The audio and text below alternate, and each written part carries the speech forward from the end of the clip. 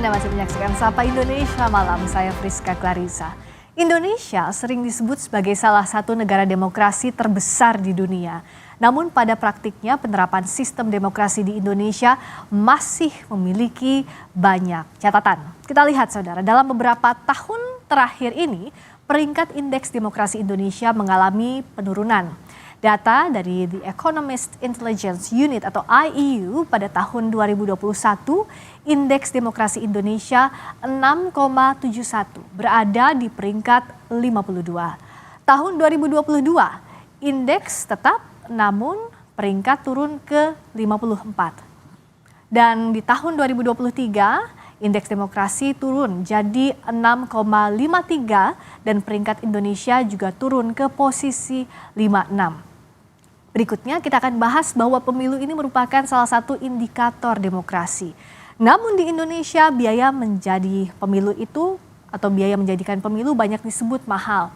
Kalau dari data Prajna Research dan Kemendagri menyebut bahwa untuk menjadi calon legislatif DPR memerlukan biaya hingga 1 atau 2 miliar rupiah. Sedangkan untuk nyalek DPRD provinsi biayanya berkisar 500 juta rupiah hingga 1 miliar rupiah. Untuk DPRD kota atau kabupaten perlu modal 250 hingga 300 juta rupiah. Sementara untuk menjadi kepala daerah diperlukan dana sekitar 25 hingga 30 miliar rupiah. Presiden terpilih Prabowo Subianto 2 kali menyebut bahwa demokrasi di Indonesia melelahkan dan mahal. Benarkah demikian? Kita ulas usai tayangan berikut ini. Presiden terpilih Prabowo Subianto kembali menyebut praktik demokrasi melelahkan. Menurut Prabowo, demokrasi di Indonesia masih disertai setumpuk masalah seperti korupsi dan ketimpangan ekonomi. Namun Prabowo menyebut meski berantakan dan melelahkan, demokrasi masih sistem politik terbaik. Pernyataan itu disampaikan Prabowo dalam wawancara khusus dengan Al Jazeera. Sudah banyak gubernur berganti, sudah banyak bupati berganti. Kita hidup dalam demokrasi. Apa kita puas? Tidak. Apa ada korupsi? Ya, semua itu masalah. Dan kita harus menerimanya. Demokrasi berantakan, demokrasi melelahkan, tapi itu sistem politik terbaik. Kata Prabowo seperti kami kutip dari Al Jazeera. Bukan sekali ini Prabowo menyebut demokrasi mahal dan melelahkan. Maret lalu Prabowo mengatakan demokrasi Indonesia masih berantakan dan membutuhkan biaya sangat mahal. Prabowo menilai perlu ada perbaikan demokrasi untuk kedepannya. That democracy is really very, very tiring. Democracy is very, very messy. Democracy is very, very costly. And we are still not satisfied with our democracy. There is a lot of room for improvement. But also let us not have this inferiority complex of always feeling that we are inferior to everybody. Direktur Eksekutif Amnesty International Indonesia Usman Hamid menyebut demokrasi jadi mahal karena menghargai nyawa manusia, menjamin hak berekspresi dan berpendapat setiap warga negara. Kalau tidak mahal, maka kebebasan dan nyawa manusia tidak dihargai dan tidak dilindungi. Seperti yang terjadi pada pemerintahan tirani. Demokrasi menghargai hak warga untuk berekspresi, termasuk menyatakan pendapatnya. Berserikat bagi buruh untuk mendapatkan upah yang lebih baik bagi keluarganya, bagi petani juga begitu. Beroposisi bagi partai politik misalnya. Penilaian demokrasi di tanah air berjalan mundur terlihat dari sejumlah laporan internasional. Indeks demokrasi yang dirilis Economist Intelligence Unit menunjukkan pada 2021-2022 indeks demokrasi Indonesia dinilai cacat karena poin indeks stagnan pada kisaran 6,71. Bahkan pada 2023 indeksnya turun menjadi 6,53. Peringkatnya juga turun dari 52 pada 2021 menjadi 54 di 2022 dan turun lagi ke peringkat 56 pada 2023 lalu. Sementara laporan Videm Demokrasi Index menunjukkan indeks demokrasi Indonesia menurun dari 0,43 pada 2022 menjadi 0,36 pada 2023. Peringkat Indonesia pun turun dari 79 ke 87. Demokrasi harus menghasilkan pemimpin yang kompeten, mengedepankan kepentingan rakyat, dan tidak menyebabkan kemunduran demokrasi. Tim Liputan Kompas TV. Saudara, bicara soal Presiden terpilih Prabowo Subianto sampai 2 kali menyebut demokrasi Indonesia melelahkan dan mahal. Meski menurutnya demokrasi merupakan sistem politik terbaik di Indonesia. Apa yang membuat Prabowo menyebut demokrasi ini melelahkan? Kami akan bahas bersama juru bicara Prabowo Subianto, Dhanil Anzar Simanjuntak, dan nanti akan bergabung Direktur Amnesty International Indonesia, Usman Hamid. Bung Dhanil, selamat malam. Selamat malam Mbak Priska, Assalamualaikum. Waalaikumsalam warahmatullahi wabarakatuh. Bung Dhanil, kalau kita lihat pernyataan Pak Prabowo 2 kali menyebut demokrasi ini melelahkan, ini apa yang jadi dasar pemikiran utama meskipun Pak Prabowo bilang bahwa ini adalah tetap sistem terbaik yang kita jalani? Pertama Mbak Priska, ini sekali lagi saya ingin menyatakan bahwasannya ada pemahaman yang baik dari Pak Prabowo terkait dengan demokrasi dan pentingnya demokrasi, serta peta jalan Indonesia ke depan 5 tahun ke depan, yaitu penyempurnaan dan perbaikan demokrasi. Kenapa saya sebut begitu? Karena memang Pak Prabowo sadar betul bahwasannya pilihan terbaik pada saat ini itu adalah demokrasi. Ya. Namun tentu ada kelemahan dari praktek demokrasi kita. Pak Prabowo sering menggunakan istilah 3 hal tadi, Ya. yakni tiring, melelahkan, kemudian costly, mahal, Ya. kemudian messy, berantakan. 3 kata tersebut itu menunjukkan bahwasannya secara prosedural dan teknis proses pemilu kita, terutama karena dikecilkan dalam bentuk proses pemilu kita, ya memang costly, tiring, kemudian messy. Dan itu yang kemudian harus membuka jalan perbaikan-perbaikan terhadap prosedural demokrasi kita. Di satu sisi, di sisi lain memang di tengah banyaknya kekurangan-kekurangan dari demokrasi kita, maka pilihan terbaik pada saat ini ya tetap demokrasi itu sendiri, dan cara kita untuk mempertahankan demokrasi kita itu ya terus memperbaikinya satu persatu, perlahan dan seterusnya. Nah, perbaikannya itu mulai dari mana? Kalau dari konsepnya Pak Prabowo berkali-kali bilang bahwa ini hazardous, tiresome, and messy, seperti yang tadi Ya. Bung Dhanil sampaikan. Pertama dari sisi prosedural ya, secara spesifik tadi Pak Prabowo sebenarnya bicara tentang prosedural pemilu. Kita dengan negara yang sangat besar, kemudian prosedural pemilu kita itu relatif costly, sangat mahal. Money politik tinggi sekali. Tadi misalnya Kompas menggambarkan biaya Nyalek untuk begitu ya. caleg. Bahkan biaya yang ditampilkan oleh Kompas itu sangat rendah. Seorang anggota DPR RI itu bisa mengeluarkan 20 sampai dengan 30 miliar loh untuk maju menjadi DPR, dan itu belum tentu jadi juga. Kenapa? Karena banyaknya praktek money politik yang masif. Nah, itu yang kemudian disebutkan oleh Pak Prabowo costly.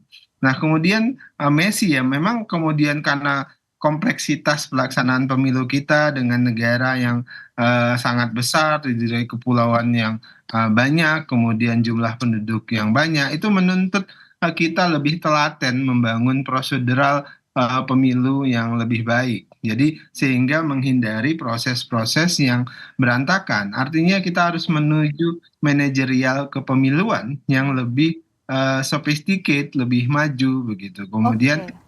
Kemudian tadilah yang paling penting dari semua itu adalah bagaimana menekan praktek money politik. Makanya kemudian Pak Prabowo berulang kali mengusulkan ke depan harus ada yang lebih berani, misalnya partai-partai politik kita itu dibiayai. Kemudian dengan proses pengawasan yang ketat seperti yang dipraktekkan oleh banyak negara di dunia. Oke, Bung Usman sudah bergabung juga. Selamat malam, Mas Usman. Malam, Halo Bung Dhanil.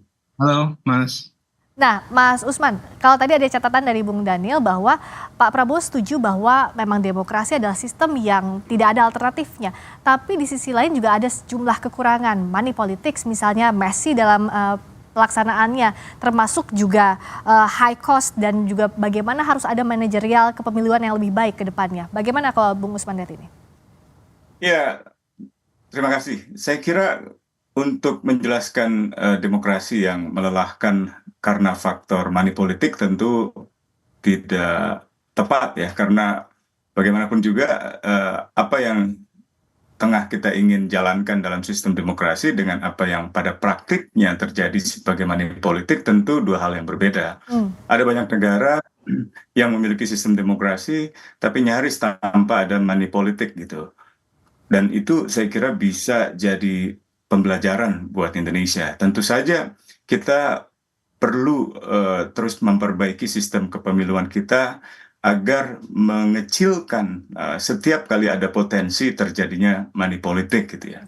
Tetapi sebenarnya kelebihan dari sistem demokrasi itu adalah partisipasi masyarakat secara keseluruhan.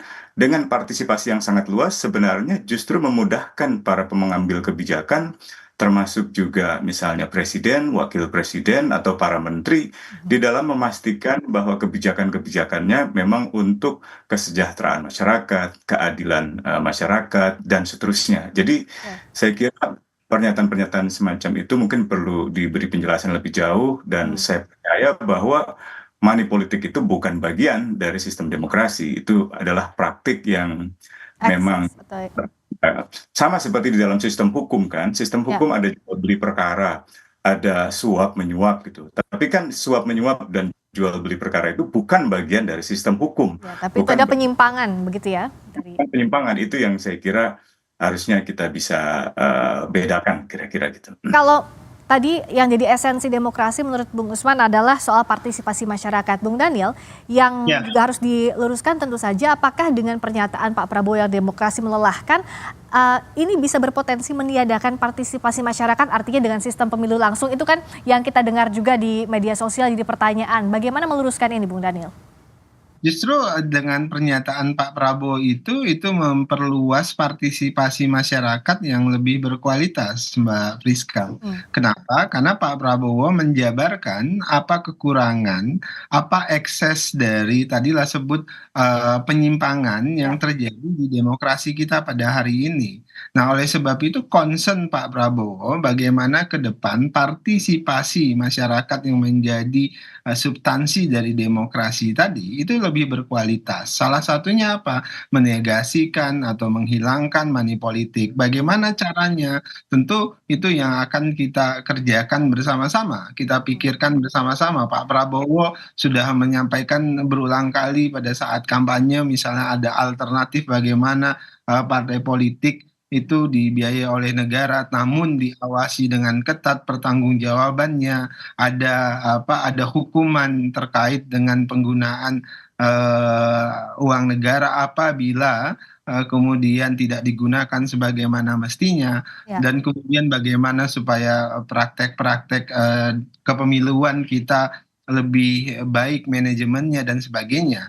Artinya apa? Artinya Pak Prabowo paham betul ini peta kondisi kita dan kita harus perbaiki agar partisipasi masyarakat tersebut makin berkualitas.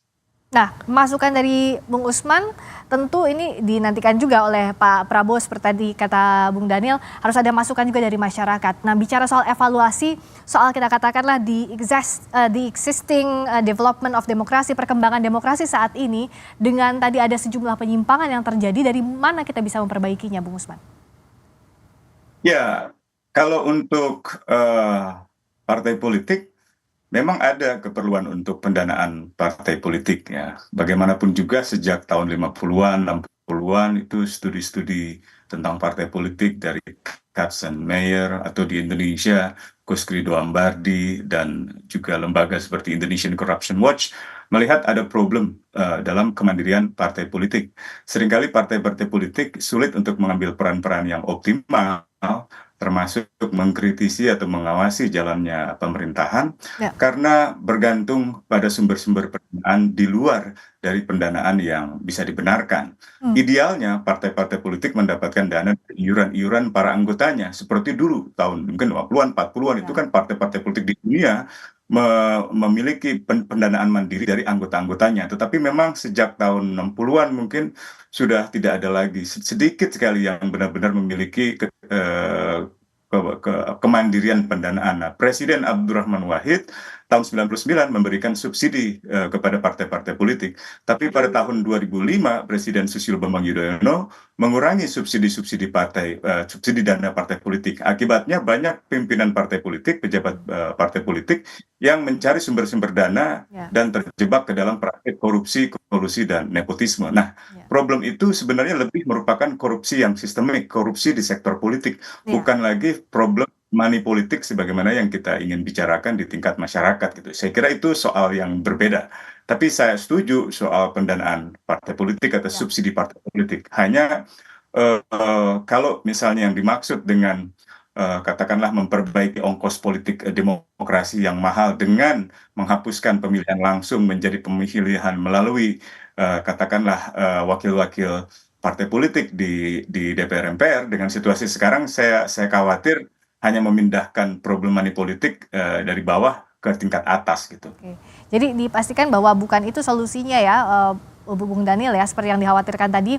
Jadi menghapuskan pemilihan langsung bukan ke sana.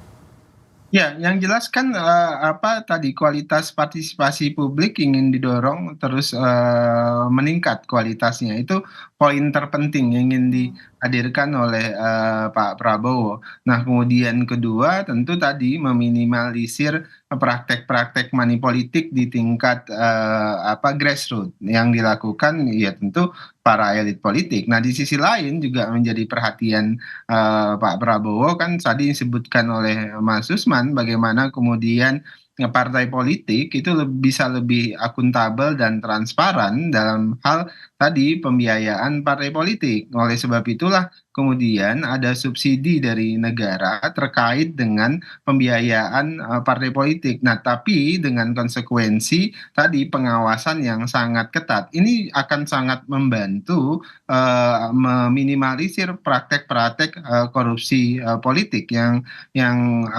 harus kami akui itu terjadi selama ini, dan itu jadi koreksi kita tentu di partai politik, kemudian di pemerintahan dan sebagainya. Dan Pak Prabowo itu sangat concern ketika bicara hal-hal seperti itu, Mbak Friska. Korupsi, penyimpangan, money politics dan sebagainya ini harus dituntaskan. Jadi PR berat untuk bisa memastikan bahwa demokrasi berjalan sesuai pada marwahnya, the way it should be. Terima kasih banyak Bung Daniel Anzar Simanjuntak, juru bicara Prabowo Subianto. Terima kasih juga Bung Usman Hamid, Direktur Amnesty International Indonesia. Terima kasih, selamat malam. Terima kasih Mbak Friska.